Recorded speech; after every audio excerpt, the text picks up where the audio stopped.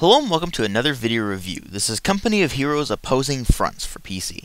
This is the first of two standalone expansions for Company of Heroes, and this one was released in 2007 and was met with a pretty decent amount of acclaim. People tended to like this one.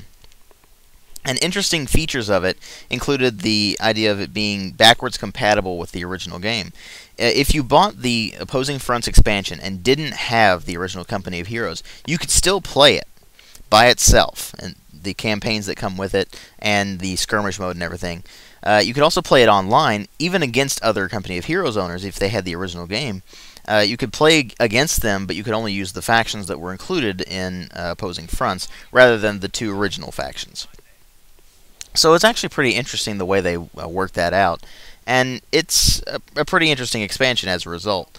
But the question isn't so much how is it as a standalone game, because that's really not what it is. It's really treated more as an expansion than it is as a standalone game, even though you can technically play it standalone. So how is it in reference to the original game? Well, in terms of presentation, they really didn't change all that much. What they did was basically add in the dynamic weather effects system, where it has a day-night cycle, and you'll actually see weather effects change as you go through the game. Like, for instance, it'll start out, say, sunny, and it'll eventually get to cloudy, and it'll turn into rain and storm and stuff like that. So that's kind of a cool feature, but they really didn't change much in terms of the presentation other than that. But what they did change, however, was the gameplay and, of course, the campaigns. They changed the gameplay by not only adding in these new campaigns, but adding in two new playable factions. These are the British Second Army and the German Panzer Elite. So it's actually interesting the way these two play out, because they offer different ways of playing from the original two factions. For instance, the British are pretty much a defensive faction.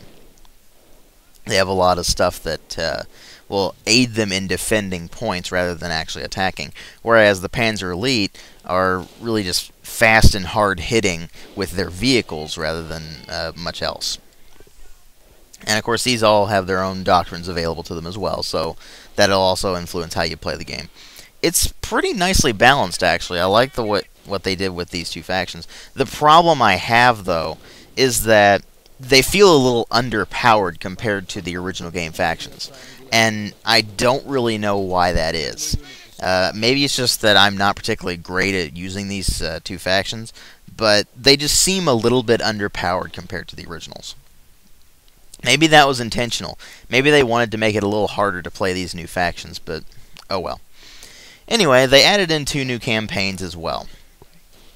You get the Liberation of Caen, and the Panzer Elite campaign is basically during Operation Market Garden. They're okay campaigns. They're really not that impressive.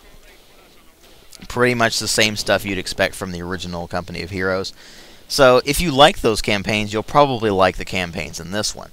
They're pretty much the same kind of deal. The difference being, of course, where they're set, and the fact that you're playing as the British and the Panzer Elite rather than the original campaigns. But they still did a pretty good job with this expansion as a whole. It doesn't really add too much to the game, but it adds just enough to really justify getting it. So, especially at a reduced price, I can definitely recommend picking this one up. Just don't expect much other than the original game, only with some slight alterations here and there. I give it a 3.5 out of 5. Thanks for watching.